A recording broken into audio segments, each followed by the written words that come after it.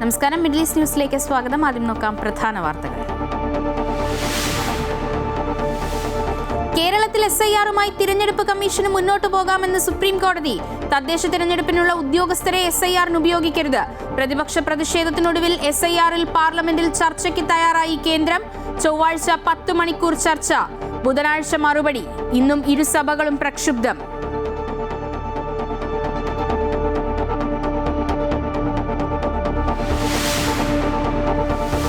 രാഹുൽ മാങ്കൂട്ടത്തിൽ MLA-ക്കെതിരെ വീണ്ടും ബലാത്സംഗ പരാതി. വിവാഹ വാഗ്ദാനം നൽകി ഹോം സ്റ്റേയിൽ എത്തിച്ച് പീഡിപ്പിച്ചെന്ന് KPCC-ക്ക് പരാതി നൽകി യുവതി. പരാതി DGP-ക്ക് കൈമാറിയെന്ന് VD സതീശൻ. പരാതി ഗൂഢാലോചനയെന്ന് രാഹുലിന്റെ സുഹൃത്ത് ഫെനി നൈനാൻ. മുൻകൂർ ജാമ്യാപേക്ഷ നാളെ അടച്ചിട്ട കോടതി മുറിയിൽ കേൾക്കണമെന്ന് രാഹുലിനായി അയൽ സംസ്ഥാനങ്ങളിൽ തിരച്ചിൽ. നിരാഹാരം തുടരുന്ന രാഹുൽ ഈശ്വറിനെ സെൻട്രൽ ജയിലിലേക്ക് മാറ്റി.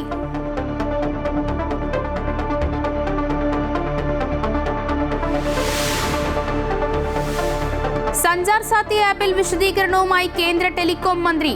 ആപ്പ് വേണമോ എന്ന് ഉപഭോക്താവിന് തീരുമാനിക്കാം. ആപ്പ് ഡിലീറ്റ് ചെയ്യണമെങ്കിൽ ചെയ്യാമെന്നും ജ്യോതിരാദിത്യ സിന്ധ്യ. സ്വകാര്യതയ്ക്ക് മേലുള്ള കടന്നുകയറ്റമെന്ന് പ്രതിപക്ഷം.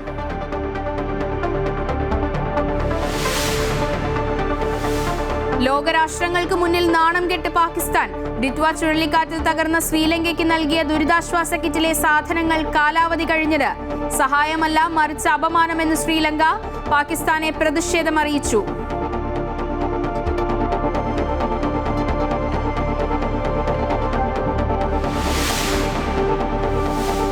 പുതിയ മയക്കുമരുന്ന് നിയമവുമായി കുവൈറ്റ്. ഈ മാസം 15 മുതൽ പ്രാബല്യത്തിൽ. പുതിയ പരിഷ്കരണത്തിൽ പുതുതലമുറ മയക്കുമരുന്നുകളും.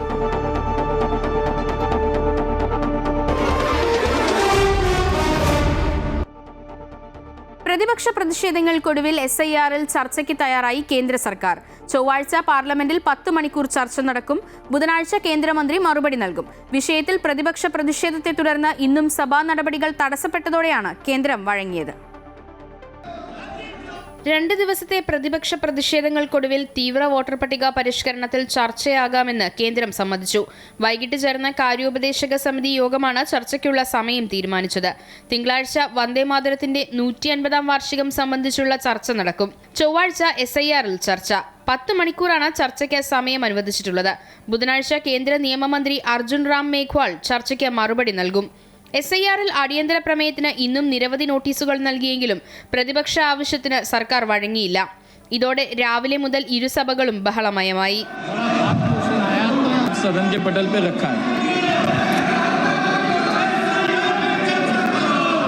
രാജ്യസഭയിൽ വന്യജീവി ആക്രമണം സംബന്ധിച്ച് സംസാരിക്കാൻ എണ്ണീറ്റ V. ശിവദാസൻ MP SIR ഉന്നയിച്ചത് രാജ്യസഭാ അധ്യക്ഷൻ CP രാധാകൃഷ്ണൻ ഇടപെട്ട് തടഞ്ഞു.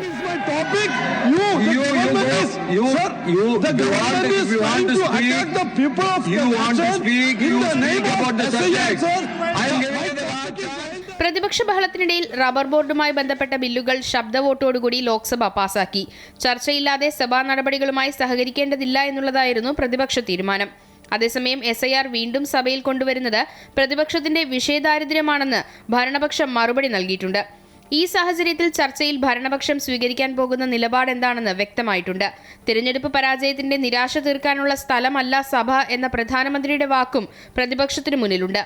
അതുകൊണ്ട് തന്നെ ചർച്ചയും മറുപടിയും രാഷ്ട്രീയ പോരാട്ടമായി മാറും. അമൃത ന്യൂസ്, ന്യൂഡൽഹി.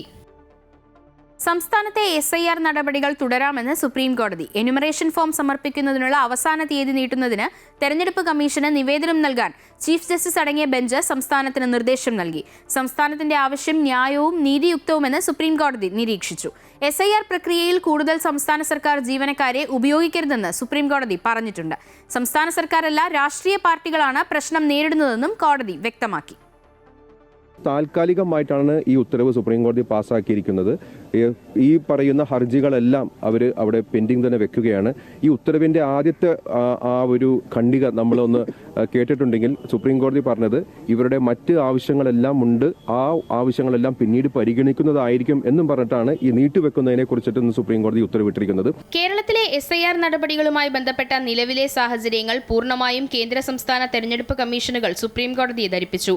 സാഹചര്യം പരിശോധിച്ച് പരിശോധിച്ച ചീഫ് ജസ്റ്റിസ് സൂര്യകാന്ത് അധ്യക്ഷനായ ബെഞ്ചാണ് SIR നടപടികളുമായി തെരഞ്ഞെടുപ്പ് കമ്മീഷന് മുന്നോട്ടു പോകാമെന്ന് പറഞ്ഞത്.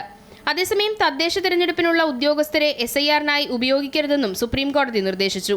കേരളത്തിലെ തദ്ദേശ തെരഞ്ഞെടുപ്പ് സാഹചര്യം പരിഗണിച്ചാണ് സുപ്രീംകോടതി നിർണായക നിർദ്ദേശം നൽകിയത്. എന്യൂമറേഷൻ ഫോം സമർപ്പിക്കാനുള്ള അവസാന തീയതി ഒരാഴ്ചയോ അതിൽ കൂടുതലായി നീട്ടുന്നതിനോ മുഖ്യ തെരഞ്ഞെടുപ്പ് കമ്മീഷന് നിവേദനം നൽകാൻ സംസ്ഥാന സർക്കാരിന് കോടതി നിർദ്ദേശം നൽകിയിട്ടുണ്ട്. അപ്പോൾ ഈ രാഷ്ട്രീയ പ്രവർത്തകരുടെയും ബൂത്ത് ലെവൽ ഏജൻസിന്റെയും എല്ലാം ബുദ്ധിമുട്ടുകൾ പരിഗണിച്ചുകൊണ്ടായിരിക്കണം എത്രമാത്രം സമയപരിധിയാണ് നീട്ടേണ്ടത് എന്ന് സംസ്ഥാന സർക്കാർ അവരുടെ നിവേദനത്തിൽ പറയേണ്ടത്. അതിനനുസരിച്ചായിരിക്കണം തെരഞ്ഞെടുപ്പ് കമ്മീഷൻ തീരുമാനമെടുക്കേണ്ടത്. സംസ്ഥാന സർക്കാരിന്റെ അപേക്ഷ പരിഗണിച്ച് 2 ദിവസത്തിനുള്ളിൽ ഉചിതമായ തീരുമാനമെടുക്കണമെന്നാണ് chief justice Surya Kant, justice Joymalya Bagchi എന്നിവരടങ്ങിയ ബെഞ്ച് നിർദ്ദേശം നൽകിയിട്ടുള്ളത്. സംസ്ഥാന സർക്കാരിന്റെ ആവശ്യം ന്യായവും നീതിയുക്തവുമെന്ന് നിരീക്ഷിച്ച കോടതി SIR പ്രക്രിയയിൽ കൂടുതൽ സംസ്ഥാന സർക്കാർ ജീവനക്കാരെ ഉപയോഗിക്കരുതെന്ന് പറഞ്ഞിട്ടുണ്ട്. സംസ്ഥാന സർക്കാരോ ഭരണഘടനാ സ്ഥാപനങ്ങളോ അല്ല SIR നടപടികൾ കൊണ്ട് ബുദ്ധിമുട്ട് നേരിടുന്നതെന്നും രാഷ്ട്രീയ പാർട്ടികളാണ് പ്രശ്നം നേരിടുന്നതെന്നും കോടതി വ്യക്തമാക്കി. SIR നടപടികൾ തദ്ദേശ തെരഞ്ഞെടുപ്പിനെ ബാധിച്ചിട്ടില്ലെന്ന് സംസ്ഥാന തെരഞ്ഞെടുപ്പ് കമ്മീഷനും സുപ്രീംകോടതിയെ അറിയിച്ചു. അമൃത ന്യൂസ്, ന്യൂഡൽഹി.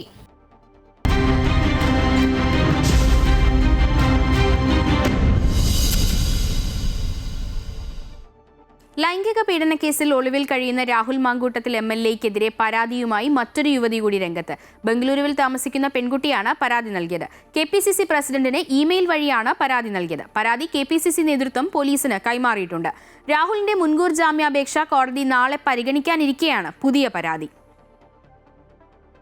രാഹുൽ മാങ്കൂട്ടത്തിനെതിരെ ഗുരുതര പരാതിയുമായാണ് മറ്റൊരു യുവതി കൂടി രംഗത്തെത്തിയിരിക്കുന്നത്. രാഹുൽ മാങ്കൂട്ടത്തിൽ ബലാത്സംഗം ചെയ്തെന്നാണ് പരാതി കോൺഗ്രസ് നേതാക്കളായ രാഹുൽ ഗാന്ധിക്കും പ്രിയങ്ക ഗാന്ധിക്കും സോണിയാഗാന്ധിക്കും യുവതി നൽകിയിട്ടുണ്ട്. KPCC പ്രസിഡന്റ് സണ്ണി ജോസഫിനും യുവതി പരാതി നൽകി. ഈ പരാതി KPCC നേതൃത്വം DGPക്ക് കൈമാറി.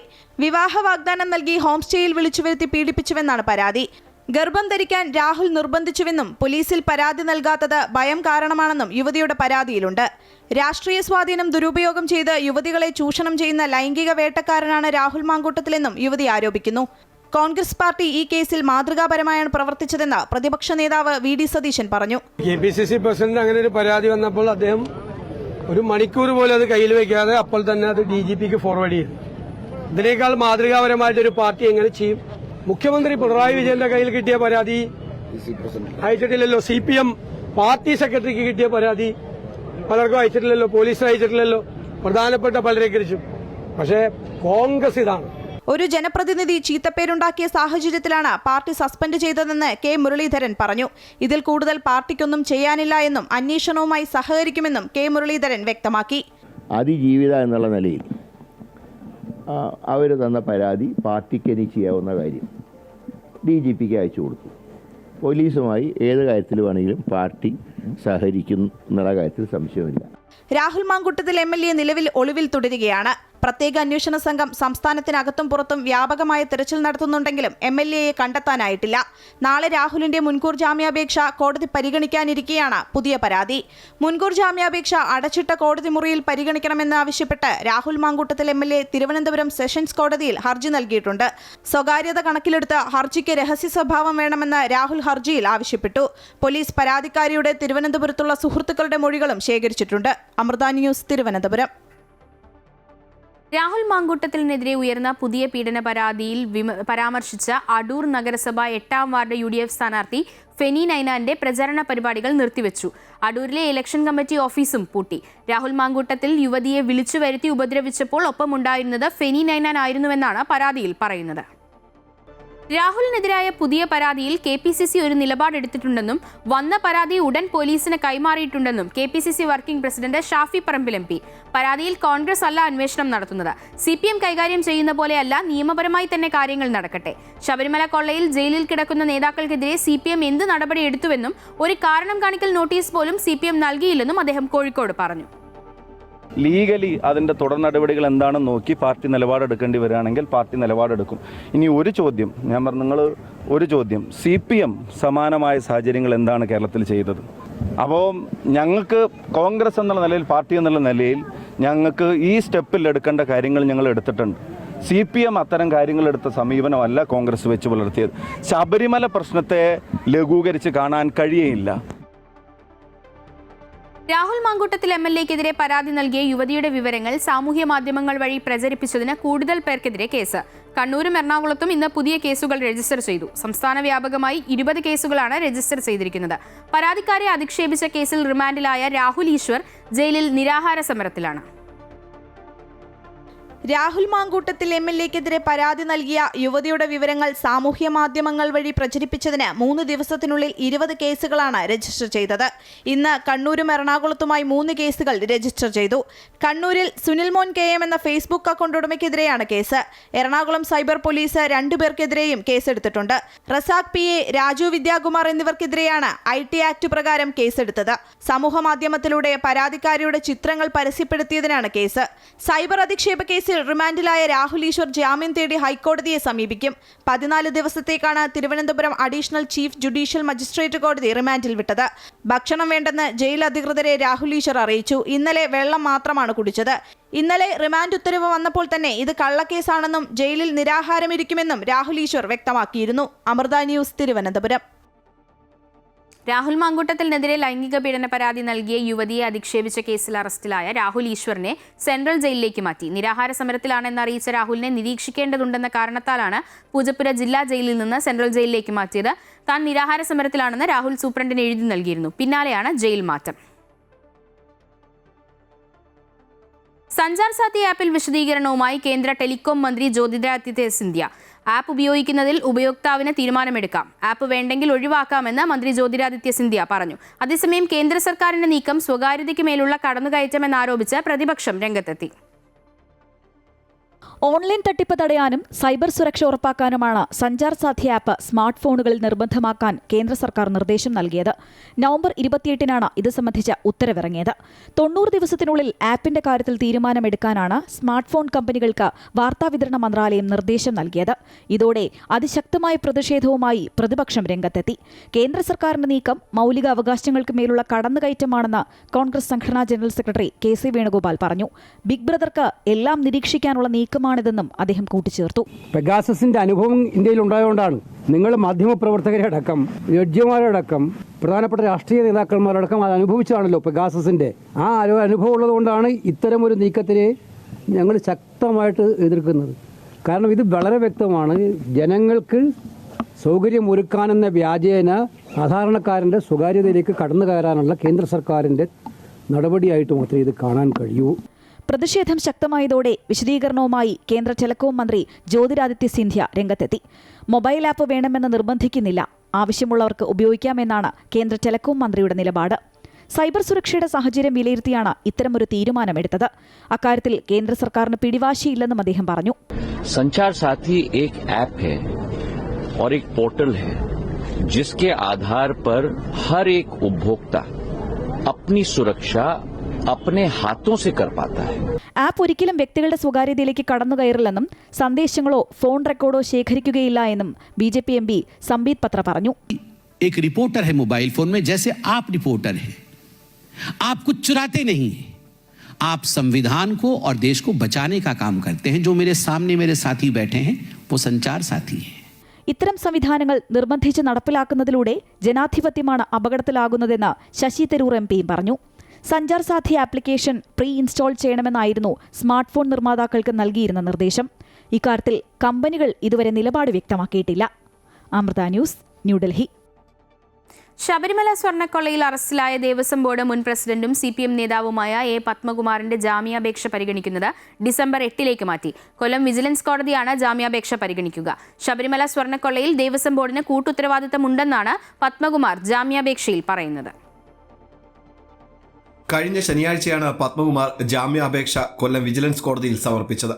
കേസിൽ 8ാം പ്രതിയാണ് A. പത്മകുമാർ. കുറ്റം തന്റേത് മാത്രമല്ല എന്നാണ് ജാമ്യാപേക്ഷയിൽ പറയുന്നത്. ബോർഡിന്റെ തീരുമാനമാണ് താൻ നടപ്പിലാക്കിയത്. മിനിറ്റ്സിൽ ചെമ്പെന്നെഴുതിയത് എല്ലാവരുടെയും അറിവോടുകൂടെയാണെന്നും പത്മകുമാർ സൂചിപ്പിക്കുന്നു. ഉണ്ണികൃഷ്ണൻ പോറ്റിക്ക് ഒത്താശ ചെയ്തു കൊടുത്തു എന്ന കണ്ടെത്തലിലായിരുന്നു പത്മകുമാറിനെ പ്രത്യേക അന്വേഷണ സംഘം അറസ്റ്റ് ചെയ്തത്. മുരാരി ബാബു മുതൽ N. വാസു വരെയുള്ള പ്രതികൾ മുൻ MLA-യും CPM ജില്ലാ കമ്മിറ്റി അംഗവുമായിരുന്ന പത്മകുമാറിനെതിരെ മൊഴി നൽകിയിരുന്നു. പത്മകുമാർ പറഞ്ഞിട്ടാണ് സ്വർണം ചെമ്പാക്കി ഉത്തരവിറക്കിയതെന്നായിരുന്നു ഇവരുടെ മൊഴി. എന്നാൽ ഇപ്പോൾ ബോർഡിൽ ഒപ്പമുണ്ടായിരുന്ന മറ്റംഗങ്ങളെ കൂടി പ്രതിക്കൂട്ടിലാക്കുന്നതാണ് പത്മകുമാറിന്റെ ജാമ്യ ഹർജി. വീഴ്ച പറ്റിയെങ്കിൽ എല്ലാവർക്കും ഒരേപോലെ ബാധ്യതയുണ്ടെന്നും ജാമ്യ ഹർജിയിൽ പറയുന്നു. ഈ ജാമ്യാപേക്ഷയാണ് കൊല്ലം വിജിലൻസ് കോടതി വിധി പറയാനായി ഡിസംബർ 8 മാറ്റിയിരിക്കുന്നത്. മുൻപ് ജാമ്യാപേക്ഷയുമായി കൊല്ലം വിജിലൻസ് കോടതിയെ സമീപിച്ച മുൻ അഡ്മിനിസ്ട്രേറ്റീവ് ഓഫീസർ മുരാരി ബാബുവിനും KS ബൈജുവിനും കോടതി ജാമ്യം നിഷേധിച്ചിരുന്നു. കേസിലെ 3ാം പ്രതിയായ N വാസുവിന്റെ ജാമ്യാപേക്ഷയിൽ നാളെ വിജിലൻസ് കോടതി വിധി പറയും. അമൃത ന്യൂസ്, കൊല്ലം. KSRTC ബസ് തടഞ്ഞ കേസിൽ തിരുവനന്തപുരം മേയർ ആര്യ രാജേന്ദ്രനും ഭർത്താവ് സച്ചിൻ ദേവ് MLAയ്ക്കും ആശ്വാസം. ഇരുവരെയും പ്രതിപട്ടികയിൽ നിന്ന് ഒഴിവാക്കി പോലീസ് കുറ്റപത്രം സമർപ്പിച്ചു. മേയറുടെ സഹോദരൻ അരവിന്ദ് മാത്രമാണ് പ്രതിപട്ടികയിലുള്ളത്. മേയറെ പ്രതി ചേർക്കണമെന്നാവശ്യപ്പെട്ട് യദു വീണ്ടും കോടതിയിൽ അപേക്ഷ നൽകി. യദുവിനെതിരെ മ്യൂസിയം പോലീസ് ഉടൻ കുറ്റപത്രം സമർപ്പിക്കും. ലോകരാഷ്ട്രങ്ങൾക്ക് മുന്നിൽ നാണം കെട്ട് പാകിസ്ഥാൻ. ഡിറ്റ്വ ചുഴലിക്കാറ്റിനെ തുടർന്ന് പ്രതിസന്ധിയിലായ ശ്രീലങ്കയ്ക്ക് സഹായം എത്തിച്ചതിന്റെ പേരിൽ വലിയ വിമർശനങ്ങളും ട്രോളുകളും ഏറ്റുവാങ്ങുകയാണ് പാകിസ്ഥാൻ. അയച്ച സാധനങ്ങളെല്ലാം എക്സ്പയറി ഡേറ്റ് കഴിഞ്ഞതാണെന്ന് തെളിയിക്കുന്ന ചിത്രങ്ങൾ സാമൂഹ്യ മാധ്യമങ്ങളിൽ പ്രചരിക്കുന്നുണ്ട്. കൊളംബോയിലെ പാകിസ്ഥാൻ ഹൈക്കമ്മീഷൻ തന്നെയാണ് ദുരിതാശ്വാസ പ്രവർത്തനങ്ങളുടെ ഭാഗമായ കിറ്റിന്റെ ചിത്രങ്ങൾ ആദ്യം പങ്കുവച്ചത്. മിനിറ്റുകൾക്കുള്ളിൽ ഇത് ഡിലീറ്റ് ചെയ്യുകയും ചെയ്തു. ഇത് സഹായമല്ല, മറിച്ച് അപമാനമെന്നാണ് ശ്രീലങ്കയുടെ പ്രതികരണം. ഇന്ത്യയുടെ ഇടപെടലിന് പ്രസിഡന്റ് അനുരകുമാര ദിസനായകയുടെ ഓഫീസ് നന്ദി അറിയിച്ചു. വ്യോമസേനയുടെ യുദ്ധവിമാനം മരുന്നും മറ്റ് മെഡിക്കൽ ഉപകരണങ്ങളുമായി ലങ്കയിലെത്തി. ലങ്കൻ ആരോഗ്യ വകുപ്പിന്റെ അഭ്യർത്ഥനയെ തുടർന്നാണ് നടപടി. പരിശീലനം നൽകാൻ പ്രത്യേക മെഡിക്കൽ സംഘവും കൊളംബോയിലെത്തി. 750ഓളം ഇന്ത്യക്കാരെയാണ് ഇതുവരെ നാട്ടിൽ തിരിച്ചെത്തിക്കാനായത്. കിഫ്ബി മസാല ബോണ്ട് വിഷയത്തിൽ ED നോട്ടീസ് കിട്ടിയതിന് പിന്നാലെ കിഫ്ബിയെ പുകഴ്ത്തി മുഖ്യമന്ത്രി പിണറായി വിജയൻ. ദുബായിൽ പ്രവാസി സംഘടനയായ ഓർമ്മ സംഘടിപ്പിച്ച കേരളോത്സവത്തിൽ സംസാരിക്കവെയാണ് സംസ്ഥാനത്ത് കിഫ്ബി വഴി നടപ്പാക്കിയ പദ്ധതികൾ മുഖ്യമന്ത്രി എണ്ണിപ്പറഞ്ഞത്. കിഫ്ബി വഴി 1.5 ലക്ഷം കോടി രൂപ 10 വർഷം കൊണ്ട് ചെലവഴിച്ചെന്ന് മുഖ്യമന്ത്രി പിണറായി വിജയൻ. ദുബായിൽ ഓർമ്മ പ്രവാസി സംഘടന ഒരുക്കിയ കേരളോത്സവത്തിൽ പങ്കെടുത്ത് സംസാരിക്കവെയാണ് കിഫ്ബിയെ പുകഴ്ത്തിയുള്ള മുഖ്യമന്ത്രിയുടെ പരാമർശം. കിഫ്ബി വഴി വന്ന വികസന പദ്ധതികളുടെ തെളിവ് കേരളത്തിൽ കാണാൻ കഴിയും. ഇനിയും കോടികളുടെ വികസനത്തിലുള്ള പണം കിഫ്ബി വഴി കണ്ടെത്തുമെന്നും മുഖ്യമന്ത്രി പറഞ്ഞു. അതുവഴി നാടിന്റെ വികസനമാണ് സ്വപ്നം കാണുന്നതെന്നും അദ്ദേഹം വ്യക്തമാക്കി. പശ്ചാത്തല സൗകര്യ വികസന രംഗത്ത് നേരത്തെ 90,000 കോടി രൂപയിൽ പരം രൂപ കിഫ്ബി മുഖേന കേരളം ചെലവിട്ടിരിക്കുന്നു. ഇതുവരെ നേരത്തെ പറഞ്ഞ 44,000 കൂടി ചേർത്താൽ ഏകദേശം 1.5 ലക്ഷം കോടിയോളം രൂപ പശ്ചാത്തല സൗകര്യ വികസനത്തിനായി നമ്മുടെ നാട്ടിൽ ഈ 10 വർഷക്കാലം കൊണ്ട് ചെലവഴിക്കാൻ നമുക്ക് കഴിഞ്ഞിരിക്കുന്നു എന്നതാണ് കാണാൻ നമുക്ക് സാധിക്കുക. അതിൻ്റേതായ തെളിവുകൾ കേരളത്തിലെ ഏത് ഭാഗത്ത് നോക്കിയാലും കാണാൻ നമുക്ക് സാധിക്കും. കിഫ്ബി മസാല ബോണ്ട് വിഷയത്തിൽ മുഖ്യമന്ത്രിക്ക് ED നോട്ടീസ് കിട്ടിയ പശ്ചാത്തലത്തിലാണ് പൊതുവേദിയിൽ കിഫ്ബിയെ പരാമർശിച്ചുള്ള പിണറായിയുടെ പ്രതികരണം എന്ന പ്രത്യേകതയുമുണ്ട്. UAE പ്രവാസി സംഘടനയായ ഓർമ്മയാണ് കേരളോത്സവം സംഘടിപ്പിച്ചത്. Indian consul general Satish Kumar Sivan, Lulu group chairman MI Yusuff Ali ഉൾപ്പെടെയുള്ളവർ പരിപാടിയിൽ പങ്കെടുത്തു. എന്നാൽ ലോക കേരള സഭയെയും മലയാളം മിഷനെയും ദുരുപയോഗം ചെയ്യുന്നു എന്ന ആരോപണമുയർത്തി പ്രതിപക്ഷ പ്രവാസി സംഘടനകൾ പരിപാടിയിൽ നിന്നും വിട്ടുനിന്നു. Amrita news, Dubai. 54ാം ദേശീയ ദിനാഘോഷ നിറവിൽ UAE. രാജ്യമെമ്പാടും നടന്ന ആഘോഷ പരിപാടികളിൽ സ്വദേശികളും പ്രവാസികളും ഉൾപ്പെടെയുള്ളവർ പങ്കെടുത്തു. വിവിധ എമിറേറ്റുകൾ ഒരുമിച്ച് ചേർന്ന് യുണൈറ്റഡ് അറബ് എമിറേറ്റ്സ് എന്ന രാഷ്ട്രമായി തീർന്നതിന്റെ ഓർമ്മ പുതുക്കലാണ് UAE ദേശീയ ദിനാഘോഷം. സഹിഷ്ണുതയുടെയും സഹവർത്തിത്വത്തിന്റെയും നാട് UAE എന്ന ചെറുരാജ്യം രൂപീകൃതമായിട്ട് 54 വർഷങ്ങൾ പൂർത്തിയായിരിക്കുന്നു. മലയാളികൾ ഉൾപ്പെടെ ലക്ഷക്കണക്കിന് ഇന്ത്യക്കാർക്ക് ഉപജീവനമാർഗവും അഭയവും നൽകുന്ന രാജ്യത്തിന്റെ ദേശീയ ദിനാഘോഷത്തിൽ സ്വദേശികൾക്കൊപ്പം പ്രവാസികളും പങ്കെടുക്കുകയാണ്. വീഥികളും കെട്ടിടങ്ങളുമൊക്കെ UAE ദേശീയ പതാകയുടെ നിറങ്ങൾ കൊണ്ട് അലങ്കരിച്ചു. വ്യോമാഭ്യാസ പ്രകടനങ്ങൾ, വെടിക്കെട്ട്, സാംസ്കാരിക കലാപരിപാടികൾ, പ്രദർശനങ്ങൾ എന്നിവയെല്ലാം ആഘോഷങ്ങളുടെ ഭാഗമായി നടക്കുന്നുണ്ട്. ഇന്ത്യയുമായി ഏറ്റവും ശക്തമായ നയതന്ത്ര സൗഹൃദ ബന്ധം പുലർത്തുന്ന രാജ്യം കൂടിയാണ് UAE. ഇന്ത്യൻ സ്ഥാനപതി ഡോക്ടർ ദീപക് മിത്തൽ അറബിക് ഭാഷയിൽ UAEക്ക് ദേശീയ ദിനാശംസകൾ നേർന്നു. نتمنى الشعب والقيادة دولة الإمارات العربية المتحدة عيد الاتحاد السعيد. فلنعمل لتعزيز شراكتنا إلى آفاق جديدة. عاش اتحاد دولة الإمارات وشراكتها مع الهند. ഐക്യത്തിന്റെയും സഹിഷ്ണുതയുടെയും നാട് എന്നതിനൊപ്പം വികസനം എന്തെന്ന് ലോകത്തെ കാട്ടിക്കൊടുക്കുന്ന രാജ്യം കൂടിയാണ് UAE. എണ്ണസമ്പത്തിൽ വളർന്നുവെങ്കിലും ടൂറിസം, വ്യവസായം, വിദ്യാഭ്യാസം, ആരോഗ്യം എന്നിങ്ങനെ സർവ്വമേഖലകളിലും വികസന കുതിപ്പ് തുടരുകയാണ് ഈ രാജ്യം. മലയാളികളുടേതുൾപ്പെടെ നിരവധി പ്രവാസി സംഘടനകളും UAEയുടെ ദേശീയ ദിനാഘോഷത്തിന്റെ ഭാഗമായുള്ള പരിപാടികൾ ഒരുക്കിയിരുന്നു.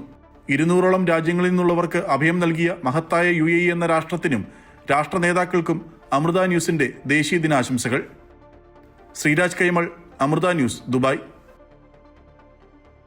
കുവൈറ്റിന്റെ പുതിയ മയക്കുമരുന്ന് നിയമം യുവതലമുറയെ ലഹരിയുടെ പിടിയിൽ നിന്ന് രക്ഷിക്കുകയും സമൂഹത്തിന്റെ സുരക്ഷയും പുരോഗതിയും ഉറപ്പാക്കുന്നതായും വിലയിരുത്തൽ.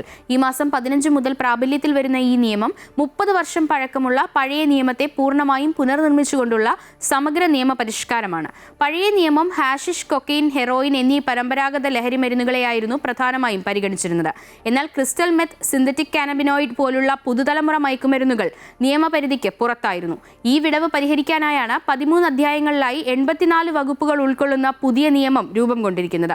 ആഭ്യന്തരമന്ത്രിയും ഉപപ്രധാനമന്ത്രിയുമായ ഷെയ്ഖ് ഫഹദ് യൂസഫ് സൗദ് അൽ സബാഹിന്റെ മേൽനോട്ടത്തിലാണ് പുതിയ പരിഷ്കാരങ്ങൾ നടപ്പിലാക്കുന്നതെന്ന് മയക്കുമരുന്ന് നിരോധന വിഭാഗം അറിയിച്ചു. എയർബസ് A320 വിമാനങ്ങൾ തിരിച്ചു വിളിച്ചതുമായി ബന്ധപ്പെട്ട് സൗദി വിമാന കമ്പനികൾ സുരക്ഷാ നടപടിക്രമങ്ങൾ കാര്യക്ഷമമായും കുറഞ്ഞ സമയത്തിനുള്ളിലും പൂർത്തിയാക്കിയതായി ഗതാഗത മന്ത്രി എഞ്ചിനീയർ സ്വാലിഹ് അൽ ജാസർ പറഞ്ഞു. സൗദി സിവിൽ ഏവിയേഷൻ അതോറിറ്റിയുടെ മേൽനോട്ടത്തിൽ ദേശീയ വിമാന കമ്പനികളും എയർബസ് നിർമ്മാതാക്കളും തമ്മിലുള്ള സഹകരണത്തിലൂടെ യാത്രക്കാരുടെ പ്രയാസങ്ങൾ ലഘൂകരിക്കുകയും വ്യോമഗതാഗതത്തിന്റെ സുഗമമായ ഒഴുക്ക് നിലനിർത്തുകയും ചെയ്തു.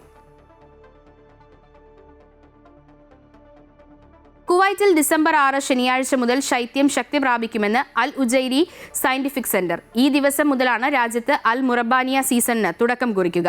3 കാലഘട്ടങ്ങളിലായി 39 ദിവസങ്ങളിൽ അൽ മുറബാനിയ സീസൺ നീണ്ടുനിൽക്കും. ശൈത്യകാലത്തിന്റെ യഥാർത്ഥ തുടക്കമായിരിക്കും ഇത്. എന്നാൽ ആദ്യ ദിവസങ്ങളിൽ താപനില കുത്തനെ താഴെയാകാൻ സാധ്യതയില്ലെന്നും സെന്റർ കൂട്ടിച്ചേർത്തു. ഈ കാലയളവിൽ രാത്രികാലം ദൈർഘ്യമേറിയതായിരിക്കും. ഡിസംബർ 21 രാത്രിയുടെ ദൈർഘ്യം 13 മണിക്കൂറും 44 മിനിറ്റുമായിരിക്കുമെന്നും കേന്ദ്രം അറിയിച്ചു.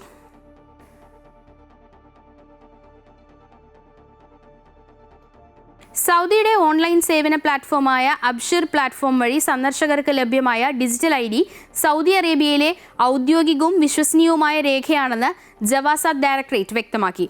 ആവശ്യമുള്ളപ്പോൾ ബന്ധപ്പെട്ട അധികാരികൾക്ക് മുന്നിൽ തങ്ങളുടെ വിവരങ്ങൾ കാണിച്ചു കൊടുക്കാൻ അനുവദിക്കുന്ന സാധുവായ ഡിജിറ്റൽ തെളിവാണ് ഈ ID. നടപടിക്രമങ്ങൾ സുഗമമാക്കാനും സന്ദർശകർക്ക് കൂടുതൽ വഴക്കമുള്ള ഓപ്ഷനുകൾ നൽകാനും രേഖകളുടെ പേപ്പർ പകർപ്പുകൾ കൊണ്ടുപോകേണ്ടതിന്റെ ആവശ്യകത ഇല്ലാതാക്കാനും ലക്ഷ്യമിട്ടുള്ള സുരക്ഷാ സേവന സംവിധാനത്തിന്റെ നിലവിലുള്ള സാങ്കേതിക വികസനത്തിന്റെയും ഡിജിറ്റൽ പരിവർത്തനത്തിന്റെയും ഭാഗമാണ് ഈ ഡിജിറ്റൽ സേവനം.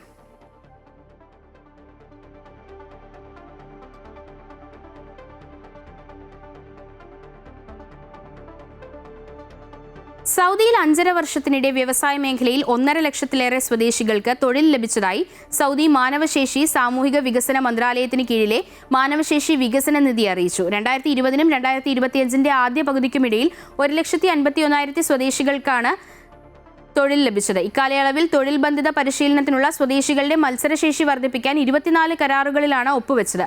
9,000 സ്വദേശികൾക്ക് പരിശീലനം നൽകാൻ ലക്ഷ്യമിട്ടുള്ള ഈ കരാറുകൾ നടപ്പാക്കാൻ ആകെ 100 കോടിയിലേറെ റിയാലാണ് ചിലവഴിക്കുന്നത്. കുവൈറ്റിലെ കാസർഗോഡ് ജില്ലക്കാരുടെ സംഘടനയായ കാസർഗോഡ് എക്സ്പാട്രിയേറ്റ്സ് അസോസിയേഷൻ കാസർഗോഡ് ഉത്സവ് എന്ന പേരിൽ 21ാമത് വാർഷികം ആഘോഷിക്കുന്നു. ഡിസംബർ 5 വെള്ളിയാഴ്ച വൈകുന്നേരം 4 മണി മുതൽ രാത്രി 10 മണി വരെ അബാസിയ ഇന്ത്യൻ സെൻട്രൽ സ്കൂളിൽ ഓപ്പൺ ഓഡിറ്റോറിയത്തിൽ വെച്ച് നടക്കുന്ന പരിപാടിയിൽ ഗായകരായ യുംന അജിൻ, ശ്രേയ ജയദീപ്, നൌഫൽ റഹ്മാൻ, പ്രശസ്ത മിമിക്രി കലാകാരൻ സമത് തളിപ്പറമ്പ് എന്നിവർ പങ്കെടുക്കും. കലാകായിക പ്രോത്സാഹനത്തിനായി കലാപരിപാടികളും സ്പോർട്സ് മത്സരങ്ങളും സംഘടന സംഘടിപ്പിക്കുന്നുണ്ട്. കൂടാതെ സഗീർ തൃക്കരിപ്പൂരിന്റെ സ്മരണാർത്ഥമുള്ള കുടിവെള്ള പദ്ധതിയും നാട്ടിൽ നടത്തിവരുന്നു. നിരവധി പേർ ഇതിന്റെ ഗുണഭോക്താക്കളായി. നിലവിൽ സ്കൂളുകൾ കേന്ദ്രീകരിച്ചാണ് ഈ പദ്ധതി നടപ്പാക്കുന്നത്. ലക്ഷക്കണക്കിന് രൂപയുടെ ജീവകാരുണ്യ പ്രവർത്തനങ്ങളാണ് സംഘടന കഴിഞ്ഞ കാലങ്ങളിൽ നടത്തിയത്.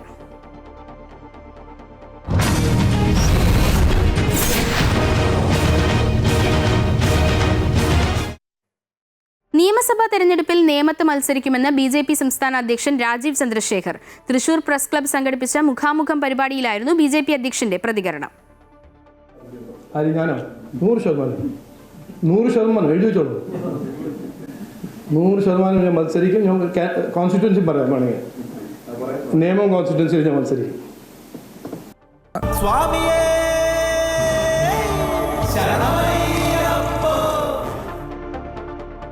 ശബരിമലയിൽ അന്നദാന മണ്ഡപത്തിൽ നടപ്പാക്കാനിരുന്ന സദ്യ വൈകും. മണ്ഡലകാലം ആരംഭിച്ചതിനു ശേഷം സദ്യ നടപ്പാക്കുമ്പോൾ ഉണ്ടാകുന്ന നിയമപരമായ സാങ്കേതിക പ്രശ്നങ്ങളാണ് സദ്യ പെട്ടെന്ന് നടപ്പാക്കുന്നതിന് ദേവസ്വം ബോർഡിന് മുന്നിലെ തടസ്സം. MM രാഗേഷ് സന്നിധാനത്തു നിന്നും തയ്യാറാക്കിയ റിപ്പോർട്ടിലേക്ക്. ശബരിമല സന്നിധാനത്ത് അന്നദാന മണ്ഡപത്തിൽ ഈ മണ്ഡലകാലം ആരംഭിച്ചതിനു ശേഷമാണ് സദ്യ നടപ്പിലാക്കാൻ ദേവസ്വം ബോർഡ് ആലോചിച്ചത്. അതേസമയം അന്നദാന വിതരണം ഏറ്റെടുത്ത് നടപ്പിലാക്കുന്ന കരാറുകാരുടെ നടപടിക്രമങ്ങൾ നേരത്തെ തന്നെ പൂർത്തിയായതാണ്. സദ്യ നടപ്പിലാക്കുമ്പോൾ വിഭവങ്ങളിൽ ഉൾപ്പെടെ മാറ്റങ്ങൾ ഉണ്ടാകും. ഇത് നടപ്പിലാക്കുമ്പോൾ നേരത്തെ നിശ്ചയിച്ച തുകയിൽ ഉൾപ്പെടെ മാറ്റങ്ങളും ഉണ്ടാകും. ഇങ്ങനെ അധികമായി വരുന്ന തുക കരാറുകാർക്ക് നൽകുമ്പോൾ നിയമപ്രശ്നങ്ങൾ ഉണ്ടായേക്കും.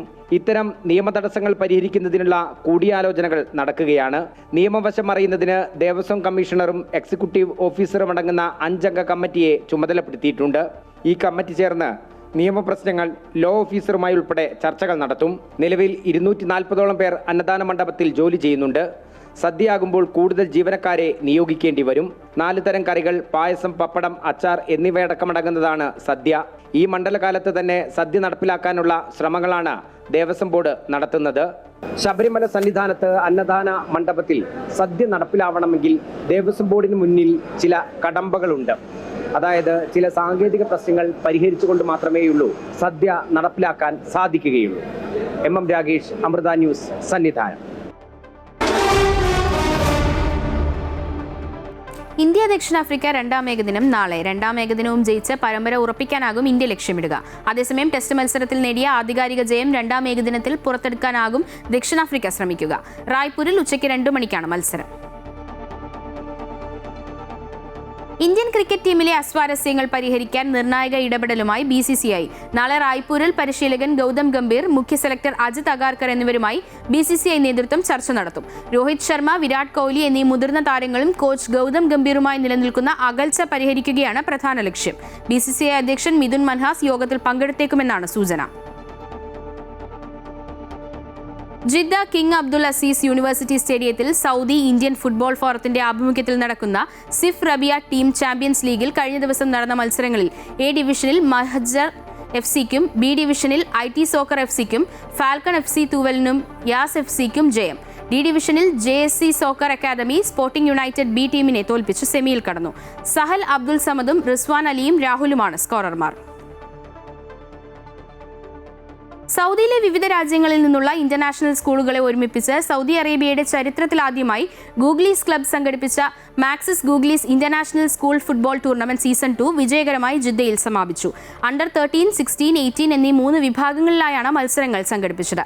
ഇന്ത്യ, ശ്രീലങ്ക, ഇന്തോനേഷ്യ, ഫിലിപ്പൈൻസ് എന്നിവിടങ്ങളിൽ നിന്നുള്ള ടീമുകളും ജിദ്ദയിലെ വിവിധ ഇന്റർനാഷണൽ സ്കൂളുകളും ടൂർണമെന്റിൽ പങ്കെടുത്തു. ഫൈനലിൽ 3 വിഭാഗത്തിലും ഇന്റർനാഷണൽ ഇന്ത്യൻ സ്കൂൾ കിരീടം നേടി. അണ്ടർ 18 വിഭാഗത്തിൽ അൽ ഹുക്കാമ ഇന്റർനാഷണൽ സ്കൂളിനെ 3-0 പരാജയപ്പെടുത്തി. അണ്ടർ 16-ൽ അൽ മവാരിദ് ഇന്റർനാഷണൽ സ്കൂളിനെ 3-1 പരാജയപ്പെടുത്തിയത്. അണ്ടർ 13 വിഭാഗത്തിൽ ഹദാബ് ഇന്റർനാഷണൽ സ്കൂളിനെ 5-0 പരാജയപ്പെടുത്തി.